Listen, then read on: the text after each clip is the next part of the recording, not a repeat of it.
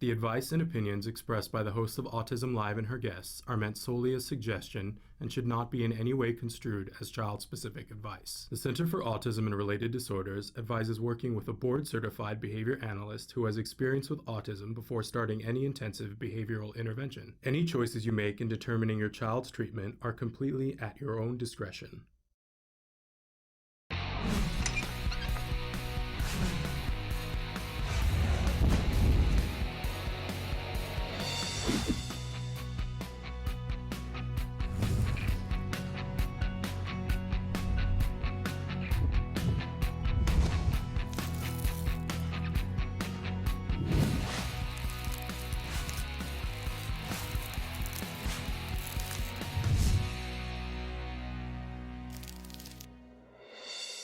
Good morning and welcome to Autism Live. I am Shannon Penrod and we're coming to you live from the Warner Center in Woodland Hills, California. This is the home for Autism Live. It is also the home for the Center for Autism and Related Disorders. So thrilled to be here with you on this Thursday morning. A couple of things I want you to know. We're going to be with you live for the next hour. We hope that you will interact with us. That is the thing that makes us the happiest, I got to be honest, is that when we know that you're watching and engaged, that like it certainly makes me happy, it makes our whole team happy. So Traven's going to show you some of the different ways that you can participate. There are lots of ways to watch the show. There's lots of ways to either watch or listen or both, right? And there's lots of ways to write in if you have a question, concern, or comment. So he's going to show you some of the ways, but I'm going to remind you that our homepage is autism-live.com. Hyphen is the little dash in the middle. So autism-live.com. When you go there, you see a site that's like, you know, a lot of other streaming services and things, and you see a lot of bubbles. Those are all videos, and there are playlists that you can scroll through, much like on Hulu or Netflix, and go, well, I only, you know, on Netflix, sometimes I go, I only want to see comedies today. What are my choices between comedy?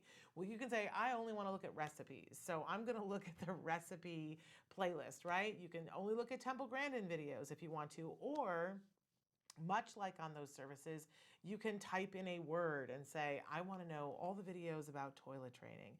And we are constantly upgrading our system. It's, you know, I mean, to be able to code every single video with everything we talk about is a task, but we're constantly upgrading it so that you can find the videos that you want. Now, you can also chat in real time or chat in the time that you are watching the video. We don't have to be live for you to chat.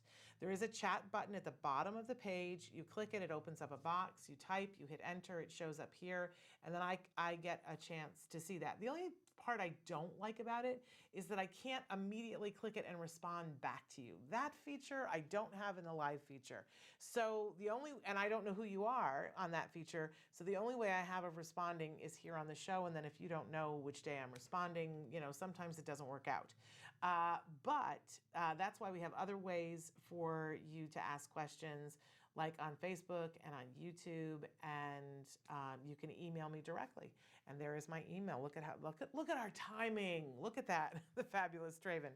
s.penrod@autism-live.com. And if you're wondering why sometimes I will read things out and spell them out, because more and more of you are listening to us on iTunes and choosing to take the audio version on iTunes so that you can listen in the car or listen on your walk or listen during your run at the gym, all of which we appreciate, right?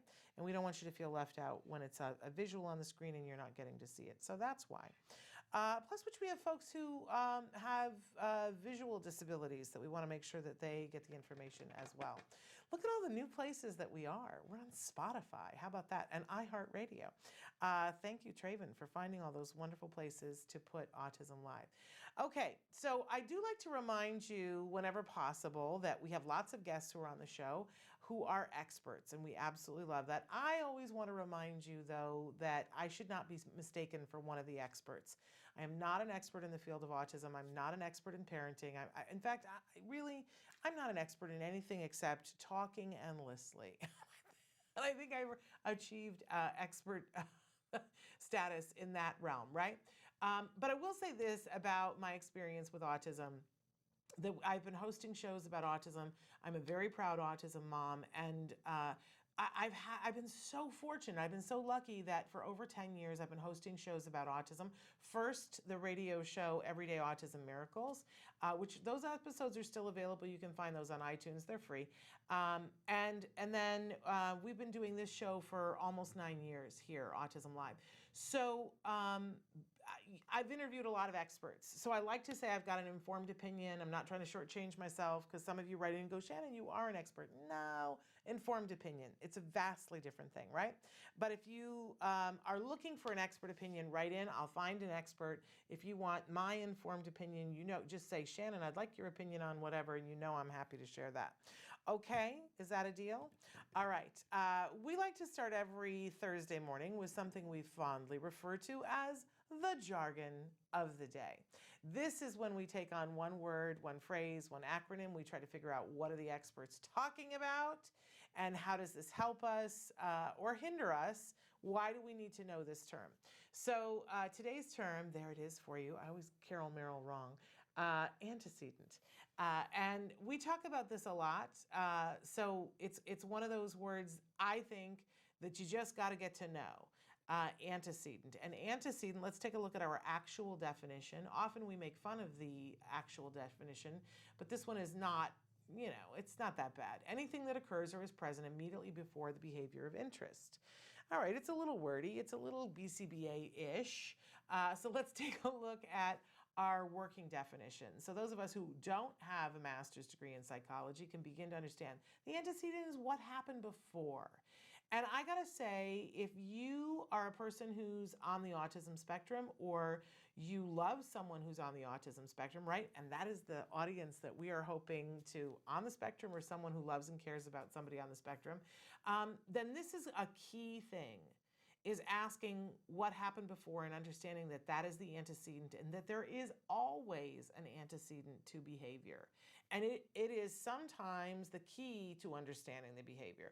So for instance, your kiddo comes home from school and they come home with a note, or you get a call from the school and they go, well, we're very unhappy with Johnny today because he hit the person in line who gives out the coupons to get milk, and he hit them, right? Your first question is, what happened right before? Always. Because we're not, you're not there, and they need to answer that question because something happened. I know that there is this myth somewhere out in the other community of the world that doesn't understand autism, that thinks that behaviors that our kiddos engage in is random. Well, that would be false. That would be like right? No. I know that even I, as a parent, fed into this kind of thinking. And so my child would do something and I would look at it and I would go, that is just random. But you know what? It isn't. Every single behavior that our kiddos are engaging in, every single behavior that you and I are engaging in, it's not random. Behavior is communication, and it is a way to get our needs met and to take care of ourselves. So there's something that happened that preceded that individual hitting that person. It might have nothing to do with that person, but that doesn't make it random.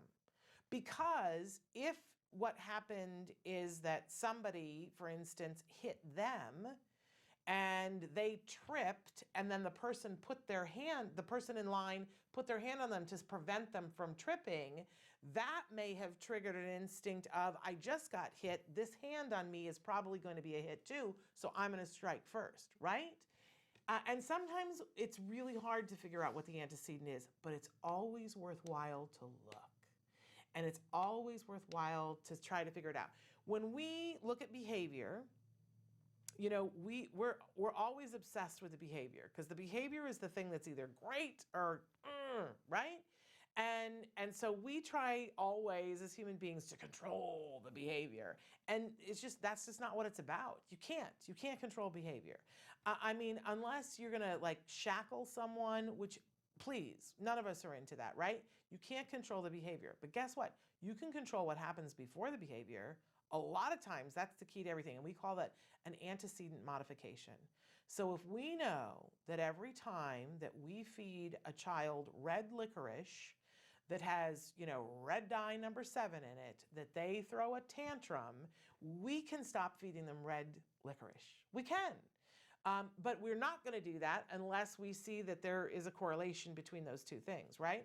The other thing that we do is a consequence strategy. So those are the places where we have control of what happened before and how did we reward it. Those are the two places where we get the most traction in shaping or changing a behavior.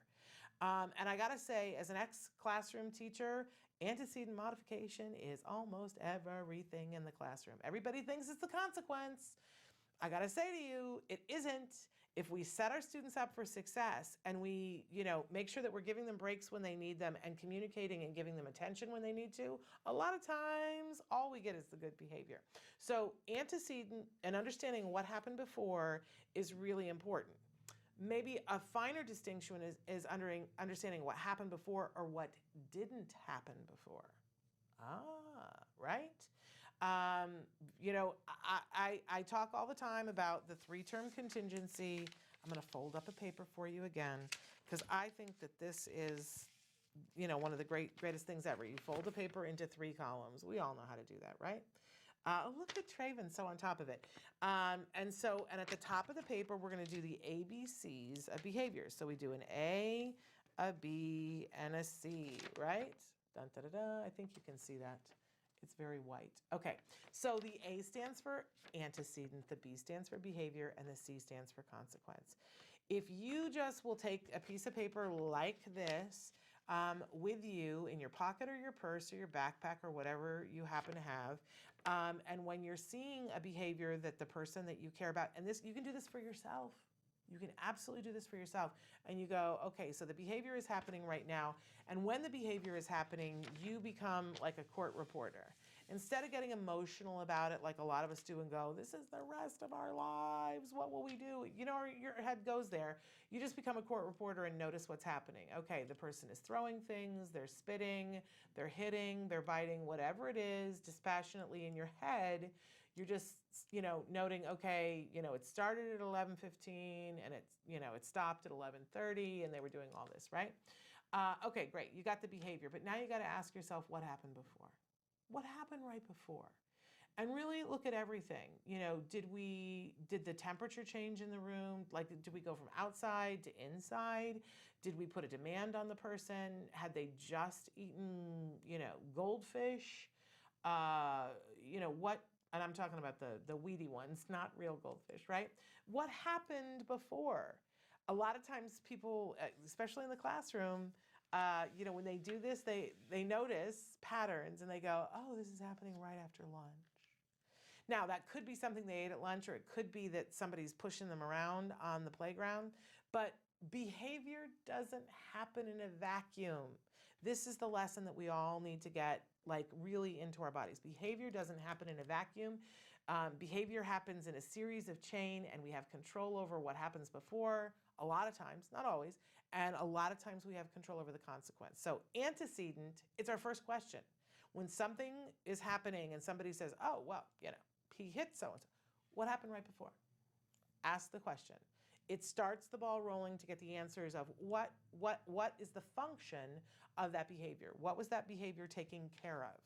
Guarantee you something happened before. Okay, that's our jargon of the day. Now we move on to our question of the day. Curious what you guys would respond to this. This is a tough one. Our question of the day is, what do you regret? Right? Everybody take a breath. I know people who say, oh, I have no regrets. And how lovely for them. I think it's really hard to go through a life and not have regrets. My thing is, if we forgive ourselves for not knowing everything, and if we just learn from the things that we regret, and not make the same mistake over and over and over again. And I will tell you that one of my biggest regrets was when my son was in 6th grade. And right before 6th grade started, we moved him to a new school, loved the school, loved the principal, loved the assistant principal. And they set up a meeting with us 2 nights before school started with the new teacher that they had recommended. And I went in and I immediately had misgivings about the teacher. And I was like, oh, I don't think, she's one of those people who says she understands autism because she has family members, but then admits that she has only met those people like twice. And she seems a little rigid and like she wants to do it her way and isn't interested in learning more about what we have going on. But I remember talking to somebody about it and they were like, move him now. And I was like, he hasn't even been in her classroom. And they were like, your gut is telling you no, move him now. And I was like, no, I believe in giving everybody a chance, especially a teacher. And the principal was assuring me that it was all going to be fine. And, by the time, and we worked it. And when I tell you that I was on it every step of the way, and I was like, this, that, and the school was on it, and the administration was on it. But by the end of the year, the end result was that my child's self-esteem was in a much different place than where we had started the year. And it took us a solid year to get it back to a place where I wanted it to be. And there were still repercussions after that. I think they're completely gone now, but the amount of time and energy that was lost because of a teacher who would not, I don't know, maybe could not meet my child where he was, I regret not giving up on her sooner. I regret it. And I put that out to you. I think it's important to give everybody a fair chance, but I go by the 3-strike rule. I'll give you one try and we'll talk about it, right? And if you don't get it right on the second try, man, I'm right there with you and I'm going to tighten the bolts and I'm calling in other people and I'm clear that the second time is the last time. And 3 strikes, man, that is it. It's over. I pull everything and go, no. My child is not your experiment. We're not doing that, right? And I send that out to all of you and go, that is my regret. That is my regret. Because it really set him back a ways. We fixed it. But, I wish he hadn't had to go through that. So what's your regrets? And what have you learned from it? And what can you share? Because remember, we all learn from each other's experience. I would love to know what you guys regret because I learn from you guys all the time. So write in and let us know what your biggest regret is. Okay, which leads us to our topic of the week, which is a tough one too. I feel like I have been quoting Byron Katie a lot lately. And she has a book that is titled Loving What Is. And this is hard because what is sometimes is not what you wanted. And it is not what you bargained for. And it's not what you wanted for your kiddo, right? Or for yourself or other people, right? But I really encourage you to read Katie's book, Loving What Is, and begin the practice of understanding that sometimes stuff goes wrong. And I believe, and it's the way my head is constructed, and you don't necessarily have to believe this, but I believe that everything has a reason. When I look back over the hardest things in my life, and I do mean the hardest things in my life, and I go, okay, so, with perspective, can I see how that led to this, which led to this, which led to this? I don't think that it's because bad things have to happen. I don't think that. But I do think that it's more in life about how we respond to bad things than the bad things. That is part of the deal of us being here on the planet. Does that make sense? That when something bad happens or that you perceive as bad, I got to tell you, on the day that my child was diagnosed, I perceived that as bad. That is the entire way that I perceived it. That was the way it came to me. And I was like, oh no, right? And I think that you can all relate to that in some way. But then I went on a journey. And I look back at that day as still being hard, but I look at all the things that happened to us and they weren't all good. They were not all good. But if I look at them only at, can I categorize this and say, is it good or bad? Boy, that gets real black and white. If I ask a different question, which is, were we able to learn something from that was invaluable? Oh my gosh, that is a way vastly different question. Even the regret that I have about my son and having him be in that classroom for a year, when I look back at this now with many years, I still wish that he had not had to go through that. Don't get me wrong. But when I look at what he learned from it, he learned resilience. that whole grit thing that everybody talk about. Well, my kid has it now. And he's much better at advocating for himself. He is much more communicative when he feels like he's gotten short shrift. He is much more of an advocate for others as a result of that. So did it have to happen? I don't know. I don't even know that that's worth discussing, because it did happen. It did happen, and I can't change the past. So I can choose to be stuck in the regret, or I can be in the lesson and accept what we learned from it. And I think that's what loving what is about. It doesn't mean necessarily loving it right now, although if you can get to that, bless you, right? But it's about understanding that there's more in life than what is happening right now. It's what do we do with it? What do you do with it? It's that thing about when life gives you lemons, make some lemonade. And I gotta say that all these years later, somebody had said to me the other day, she was like, look at your life. Your life is pretty sweet.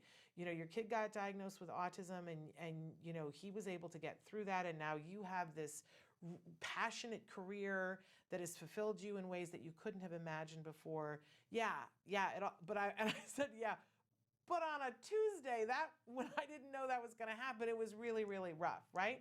But if we keep focusing on, all right, okay, this happened. I'm not going to argue that. Now what am I going to do with it? I tell you, I think, not just for me, it has a way of working out where you get to the point where you get your feet back under you and things feel good. So we're going to talk a little bit about that the rest of this week. So, all right, big show for you here today. We're welcoming back a guest that we've had before. She's known as the Lemur Mom, and she's hilarious. Megan Dolan. She's got this great show, which I have now gotten to see, and it's amazing.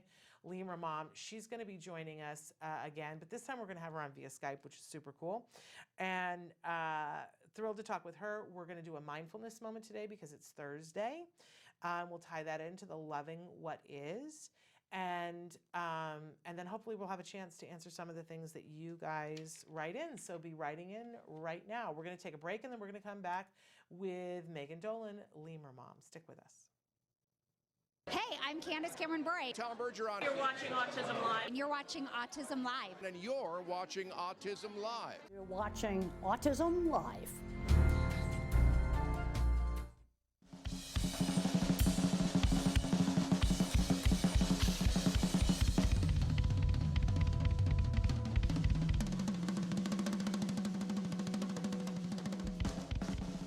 This is Logan Shepard. At first glance, he looks like a typical American teenager. He plays in a band, loves hanging out with his friends, he doesn't like doing homework, and he's not really fond of broccoli. But Logan Shepard is not your typical 14-year-old. Logan was diagnosed with autism at the age of 2. He was nonverbal, made no eye contact, and his parents were told to abandon all hope. Instead, his parents began an intensive intervention treatment. At its center was a quality ABA program known as the CARD method. This is Logan Shepard now. All I really want to say is, I'm kind of copying Martin Luther King. I kind of have a dream, that one day, I can just, inspire people and never give up. Because, that's what I want to do in life. Because if I can succeed, they can succeed. And I will succeed.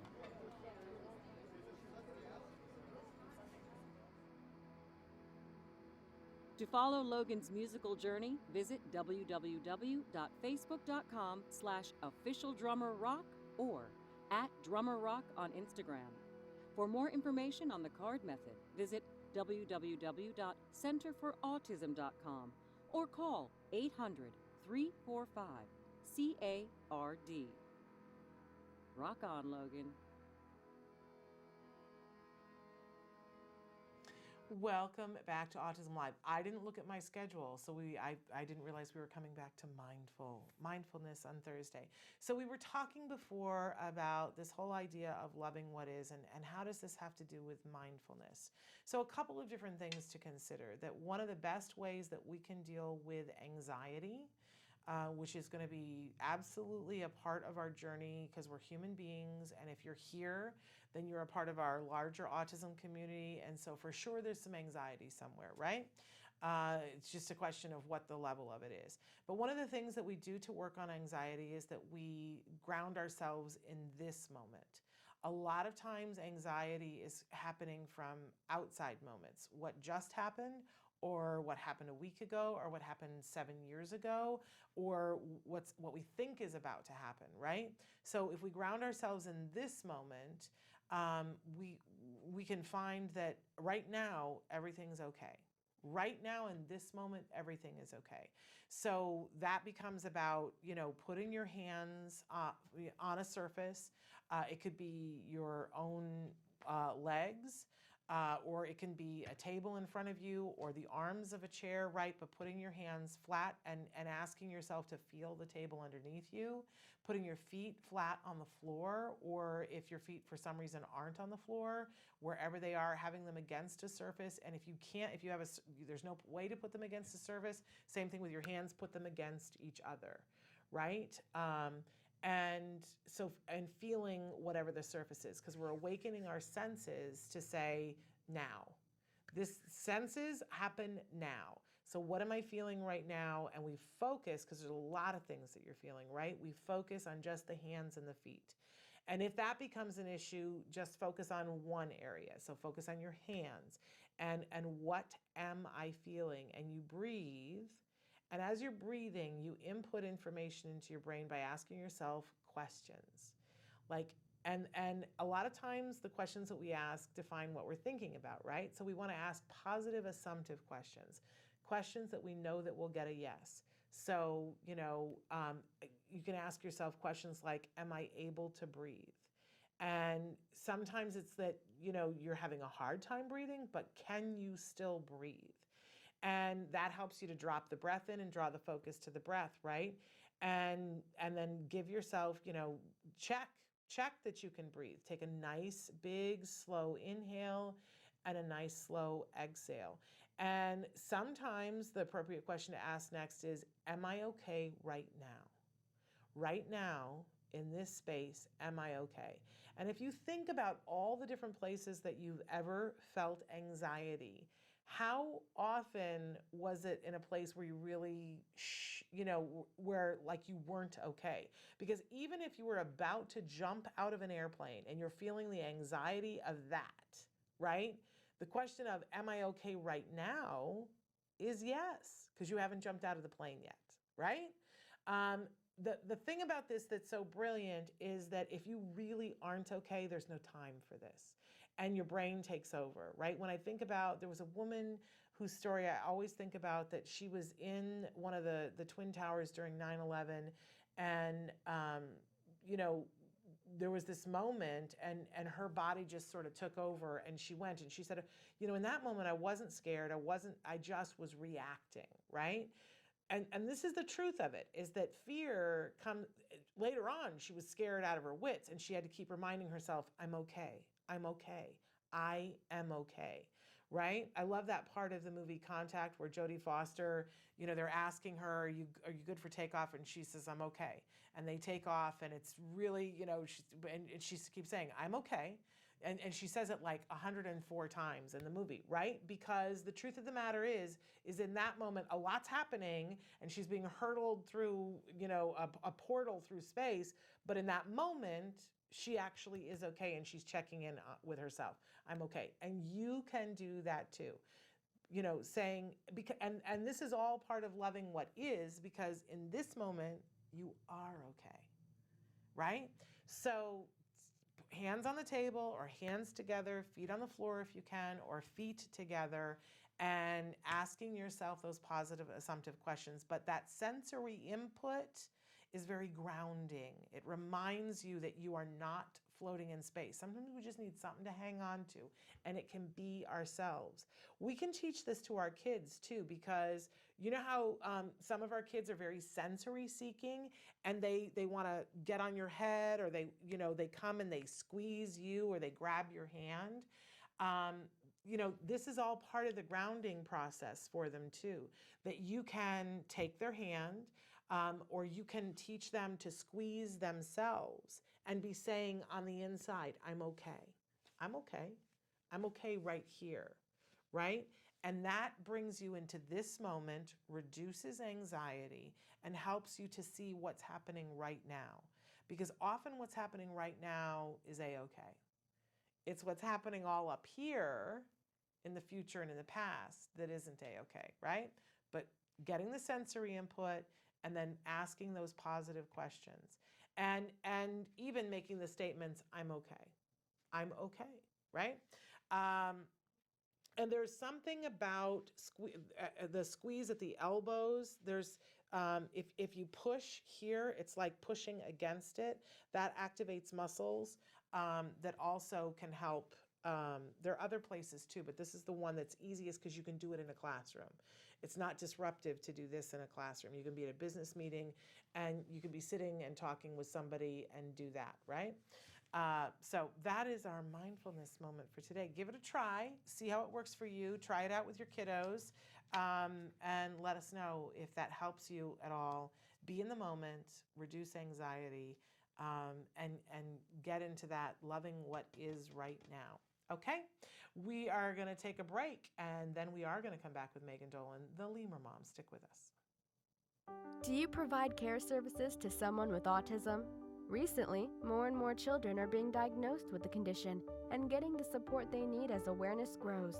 But what happens to these children as they grow up? It's estimated that over 500,000 youth with autism will turn 18 in the next decade, and they'll be faced with a very difficult reality.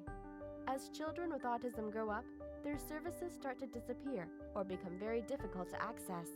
Things like medical care, mental health counseling, vocational training, and more.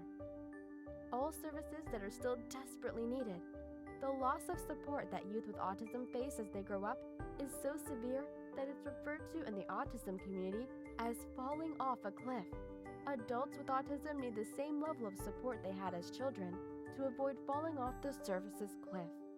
Introducing Skills Living, the web-based software designed specifically to help transitioning youth and adults with autism so they can avoid the cliff and instead fly to success. With Skills Living, help your learner with autism develop the skills they need in all the critical areas of adult life, including self-control, planning, and problem-solving, effective communication, performing life skill tasks for independent living, acquiring and maintaining employment or other meaningful activities, developing and maintaining social skills and relationships, accessing transportation and public services, and being safe.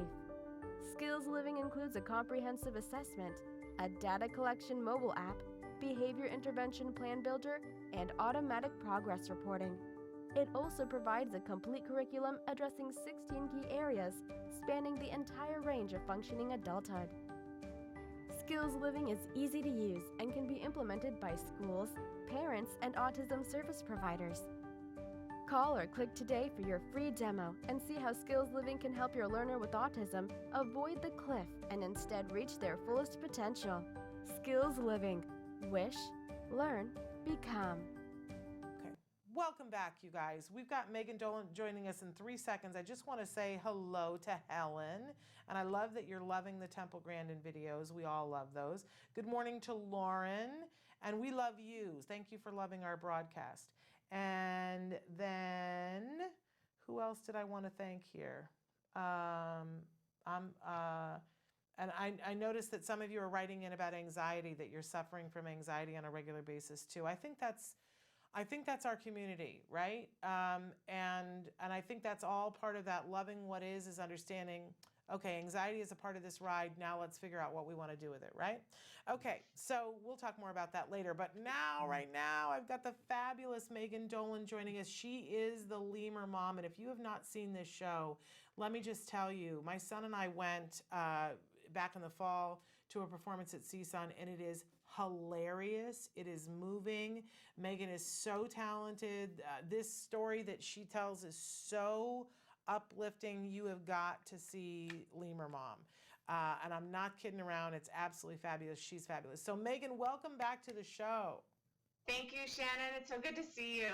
It's good to see you too, and see how much easier this is with you on Skype, so that you didn't have to come all this way. I hope you have your bedroom slippers on. Yeah, I'm in my socks, and sorry about the mess behind me, but oh, that's a mess. That looks like a creative, organized person to me. So I think you're doing good. So Megan, for people who, in a minute, we're going to show a little bit of a trailer from your show, but for people who've never seen your show, I'm telling it's absolutely hilarious, but it's also very moving and very empowering. What do people tell you about the show? A lot of people thank me for kind of showing a different side of the story, because the reason I wrote the show is when my son was diagnosed with autism when he was 5. I started going to different support groups and doctors and just felt like I was surrounded by type A personalities and I didn't fit in, and I didn't know what that meant for my son if I didn't have my act together. Yeah. And so I just started writing about these different situations I found myself in, and I've had a lot of parents thank me for showing that side of it. Or that a lemur mom is kind of someone who feels like they're clinging to a branch, staring big-eyed into the darkness, and they don't know what they're doing. And so I've had a lot of parents thank me for showing that side of it, and also thank me for being able to look back at those early days when you get the diagnosis, because you are not laughing then, but years later, when you see my story portrayed in a funny way, it's helpful to be able to laugh and recognition. Yeah. I think there's, aside from it being hilarious and being empowering, I do think that there's a healing element of your show that reminds all of us that I think a lot of us are looking at other people and going, oh, I think she's got it all figured out. And that's intimidating. And I think that you drive that home, that we all feel a little bit like, oh gosh, I'm not going to be able to do this, right? Yes. Well, yes. You've got a performance that's coming up. Let's talk about where that is and who it benefits, so that we can let folks know, because they can come and see your show. Yes, please. It's at the Santa Monica Playhouse on Saturday, February 8th, and it benefits We Are Brave Together, a support group of special needs moms that was founded by Jessica Pate. It is the greatest group. I've received incredible information and fellowship and a sense of community from this group, and it's mainly a space of no judgment for moms to come together and just find support. So that all the proceeds will go to We Are Brave Together. And again, it's Saturday, February 8th at 8 o'clock at Santa Monica Playhouse. And you can get tickets at lemurmom.com or at wearebravetogether.com under their event tab. Okay. There's a very real possibility that this show will sell out. And so we're encouraging people, you should go and you should get your tickets immediately. Absolutely immediately, so that you don't get left out from seeing the show. Oh, and let me tell you, Shannon, the ticket price is a little higher than normal because it's a fundraiser. They're $50 tickets, so we really want to make a good chunk of money for this organization. So just wanted to let you know that, because normally they're about $20. I can tell you guys, it's worth it. What a wonderful evening to get together. Call the mom friend that you know, that you guys always say, sometime we're going to do something and then you never do. Right? Because we all have that, and say, this we're going to go to, and get yourself to it, because you will feel better afterwards. You will come back a better parent to your child and to your family, and you'll be helping to support a great cause. So get yourselves to it. Let's show them the clip of the trailer so that they can see some of what they would be missing if they don't go. Okay, Megan? Great. This is Lemur Mom. The first thing I do after receiving my 5-year-old son's official diagnosis is Google celebrities with Asperger's. I just saw Lemur Mom. I just saw Lemur Mom. Lemur Mom. Lemur Mom. Starring Megan Dolan. It was hands down the best way to spend a Saturday night. I'm sure that I'm too helicoptery and I hover over him and I need to teach him independence, but he screams and cries and flaps and growls and I don't know what to do, me, and I don't know what to do. Tell me what to do, me, and tell me what to do! I don't know if I'm still laughing or I'm still crying, but I'm definitely still feeling. They say that everybody has a story to tell, but I doubt many people can tell it as well as Megan did. You think I have ADHD? No, I don't know. The first thing I do is Google celebrities with ADHD. She has the ability to speak her truth, but then it extends out and it makes you feel you can go on the journey with her. I will never be a tiger mom, and that's okay. I'm a lemur mom. This woman expresses everything I went through with my son. And I don't think it's just for other people who can relate to being a lemur mom. I think it's for all parents. It just gives us hope. An amazing, amazing evening. Thank you. I'm so grateful. I'm so glad I saw it. I'm a new mom, and I'm pretty convinced I may be a lemur mom, and I'm so very inspired. It was brilliant.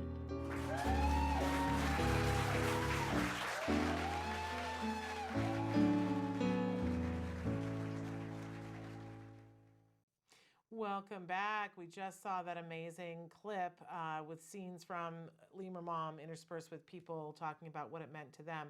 It's a great show, and Megan's not going to tell you this, but she's wildly talented, and she's such a good storyteller.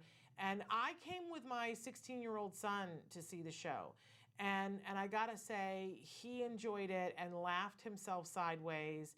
And we had so much to talk about in the car ride home. I don't think that it's right for necessarily everybody's kid, but my 16-year-old loved it. And I loved, there was an opportunity at the end of the show that we saw where there was a bit of a talk back. At this performance that you're going to do on the 8th, is there going to be a little bit of a talk back afterward? Yes. Yes, we've been doing, because I just did a series of shows at Cal State Long Beach, and we had a Q&A after every one, and such great stories would come up afterwards. Everybody wants to share their experience. So yes, we'll be doing that as well. And I'm so glad that your son enjoyed it. I kind of say, I think ages 14 and up it's appropriate for. There is some profanity and a couple adult situations. My kids haven't seen it yet, but they're only 10 and 8, and the show kind of is about our family, so I'm not quite ready for them to see it just because I don't want them to see me in distress and internalize that. But yes, I'm thrilled that your 16-year-old laughed. That makes me feel so good. He loved it. He didn't just laugh, good. He loved it. He thought it was hilarious, but it also, I gotta say, it's so great. It was great for him. And on the way home, we were talking, and he was like, did you feel that way sometimes? And parts of my story are vastly different from your story, but I was able to say to him, when you love somebody so much, you want to do what's right for them, and you're afraid it won't be right. Yeah, no, I felt, right? I felt, and so I think it helped him to see me in a different light because he watched you. Yes. Right? Yes. So I It'd be think different if he was watching you. Yes. right. I think that there, like, he was open because it was you, and we have baggage, let's face it. Right. So, and I think this is one of the beautiful things about art is that it can, we're free, we come to it free, and we can take information in, and then we process it through our lives. So I thought it was great. That's why I said we had great conversations on the way home about wonderful. it. So I had a young man come up to me after one of the shows, and he is on the spectrum, and so is his sister, and I guess his mom has 4 other kids, and he said, I never stopped to think about what it was like for my mom. Right. And he was so moved, and that was like everything to me. Yeah. If I can, Yeah. I mean, what a crazy great thing to, have created that conversation between us. And that's like not even talking about the fact that we had this lovely evening of entertainment, which is an escape for all of us and a way for all of us to escape. But you mentioned that your kiddos haven't seen the show. But you play so many different characters within the course of the show. You play both of your kids at some point. You certainly play your husband over and over again, which is one of the most hilarious things in the show, and other characters. And it's so great because you just take on these characters yourself. And it's not like, you leave the stage and go put on costumes and makeup and whatever.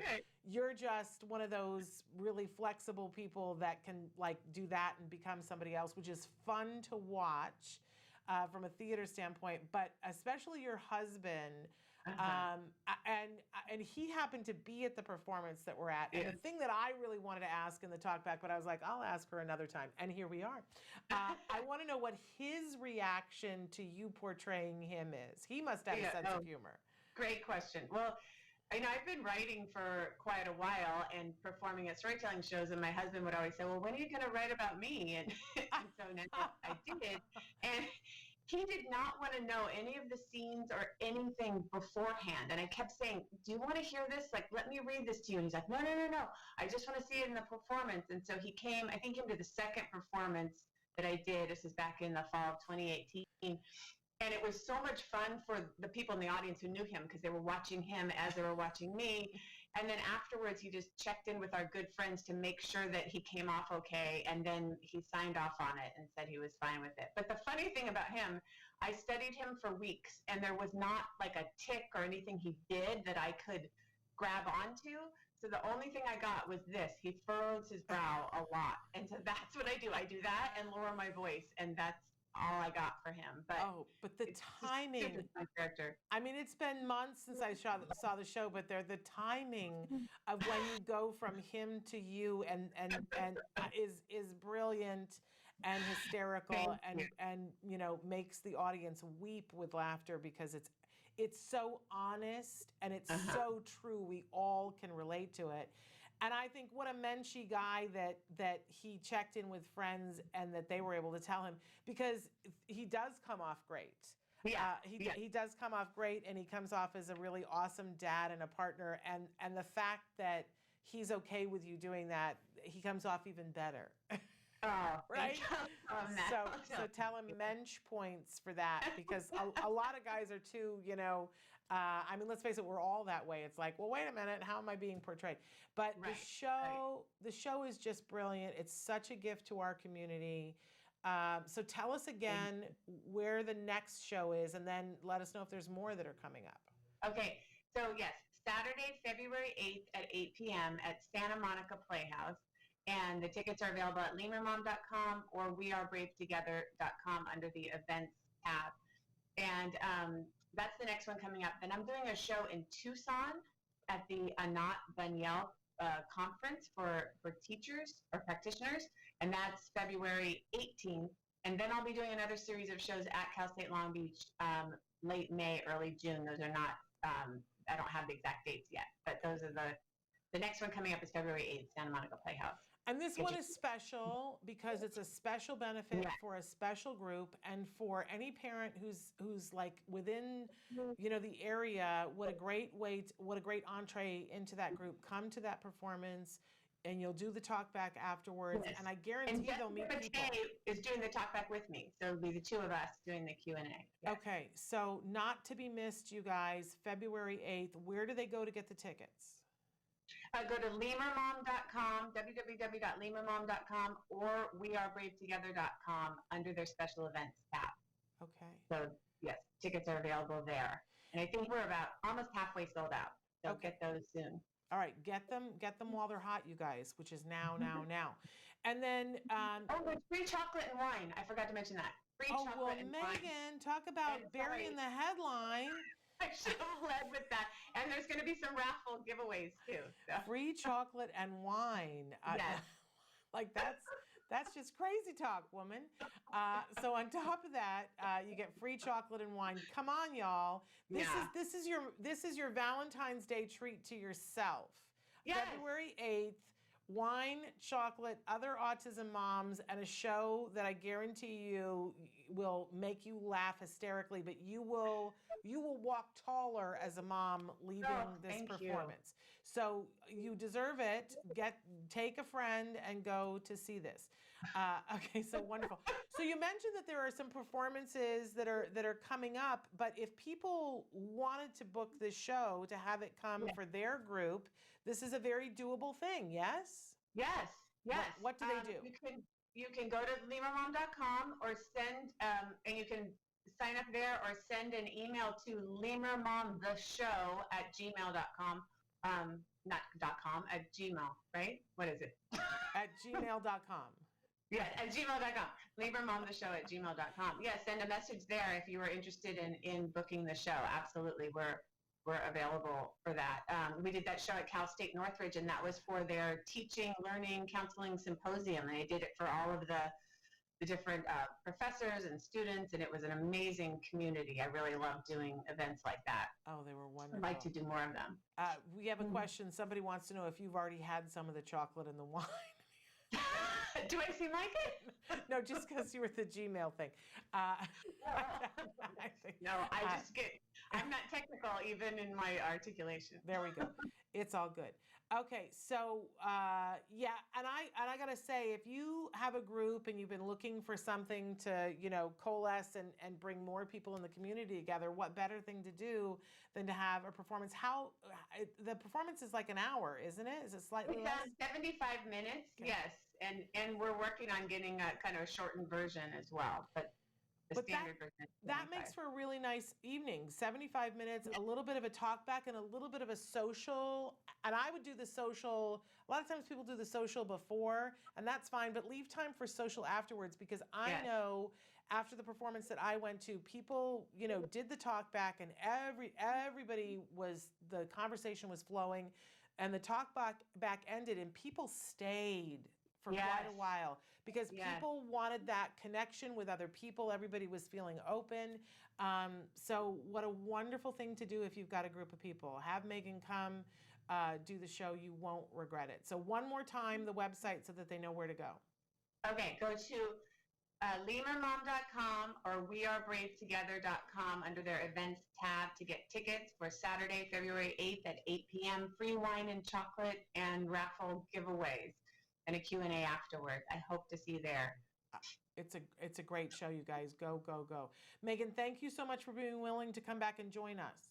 Oh, anytime, Shannon. I love talking to you. Thank you. Likewise. Thank you so much. Have a good weekend. Okay, you too. Bye-bye. Bye. So that was Megan Dolan, Lemur Mom. I'm telling you guys, the show is hilarious. And I don't know why that's the thing that I'm, I think sometimes people are like, oh, well, if it's comedy, then I'm more likely to go. But it's also so empowering. It's the full experience. It's that old joke about, they said about cats, you'll laugh, you'll cry. I guess it wasn't about cats, because the thing was, you'll laugh, you'll cry, it's better than cats. This is for sure better than cats, okay? So, Lemur Mom. All right, we're going to take a really short break and come back to finish out the show. If you have any last thoughts, send them in to me, because I've got a minute to address anything. Stick with us.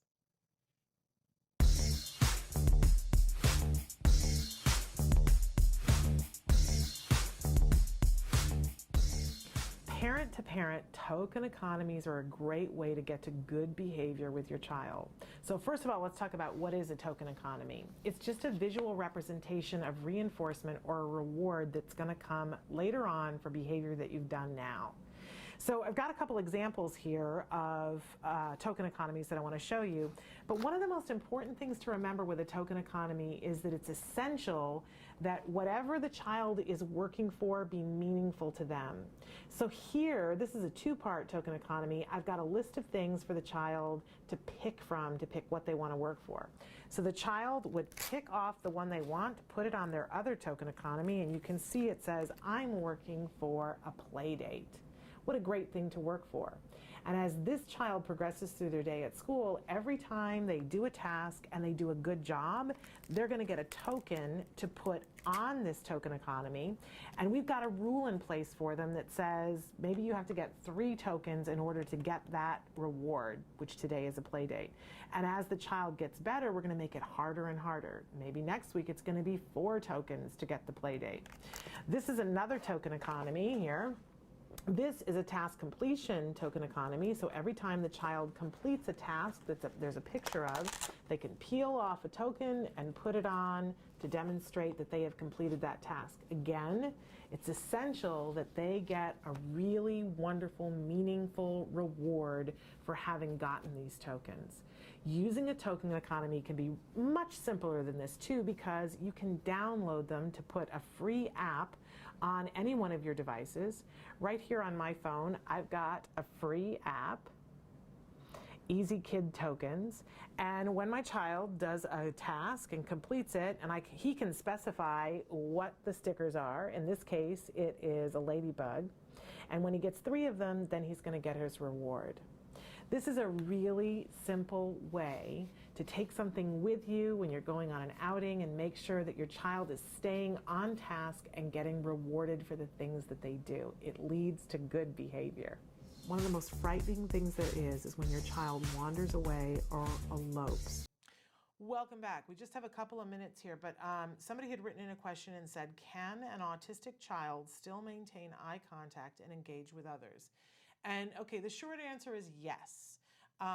It is a longer answer though than that, because it's all about what is the reinforcer for making the eye contact.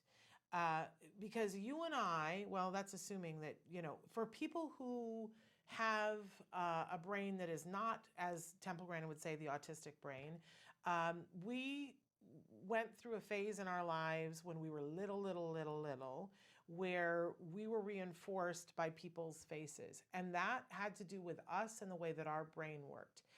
It was not the fault of our parents. It's not that our parents were so brilliant and did something different than parents of individuals with autism. It's just that we got engaged in faces. So it would be like if somebody put a picture in front of us, what we looked at was faces, and that was what was of interest to us. That is how our brains work. That is how we are wired. Now, for individuals who are on the autism spectrum, for whatever reason, they're more interested in other things in the picture. Now, for some people, it's because their eyes don't focus on eyes. And there's a whole host of reasons why they didn't get involved in eye contact. I can tell you that for my son, eye contact, he could do eye contact. It was just intense for him. Like, it was so power-packed that if he, and this was even as a baby, if he looked me in the eye, it was intense. This was way before he was diagnosed with autism. And I had gone to them early on when he was weeks old, and I said, you know, the big thing that they had said was, when your baby is nursing, make eye contact, right? And I said to them, but the problem is, they were worried about his weight because he wasn't nursing enough. And I said, but when I look at him, he stops. And I could tell that it was because it was so intense for him. You could tell it was in his body. It was just that it was intense, not painful, but intense, right? And so they said, well, you know, he's got to eat, so do less of the eye contact. I wish I'd rethought that, right? I wish we'd gone back and looked at that. And I wish somebody had told me, here's how you make it reinforcing and get him to nurse and make eye contact at the same time, right? But the point is, we have to make eye contact reinforcing. Whatever the reason that they're not doing it, we have to make it very reinforcing, which means we pair it with good things. And we have to be mindful of the fact that they're not making eye contact sometimes because it's painful. And we don't want to ask people to do things that are painful for them, right? We like to desensitize them and make it less painful, right? And there are ways that you can teach eye contact, but you always want to keep in mind that the individual and what's comfortable for them. But like teaching any skill, it's not comfortable for me to do jumping jacks. So we don't just go, well, Shannon can't do jumping jacks, right? We could teach me a modified way to do a jumping jack so that I get the exercise from it because it's a benefit to me. But if we find that it's hurting me, we'd be like, you don't have to do jumping jacks in your life. So I think that all things are teachable. And all things are teachable to people who are on the autism spectrum. It's just a matter of, is it important? Is it relevant to them? And, can we make it reinforcing enough? And are we taking into consideration this individual's limitations and comfort, and what is beyond comfort and things that are truly painful? So yes, can we do it? Yes, but we want to be mindful of all those things, and we want to make it pleasurable to make eye contact. And it can be as simple as pairing it, with a lot of little kiddos. When the kiddo makes eye contact, we tickle. So with my son, it was that the therapist would be a pirate, and because my son loved pirates, and whenever his eyes would cross his, the pirate would duel with him with a paper sword, and that was reinforcing enough to get him to like eye contact. I'm totally out of time, so I just want to let you know that we do have a show tomorrow at Let's Talk Autism with Shannon and Nancy Allspot Jackson is back. How wonderful is that? And our special guest tomorrow is Christina Adams, author of the book A Real Boy and the new book Camel Crazy. You're going to love that. Make sure that you're here with us. That's tomorrow. Until then, give your kiddos a hug from me and one for you too. Bye-bye for now.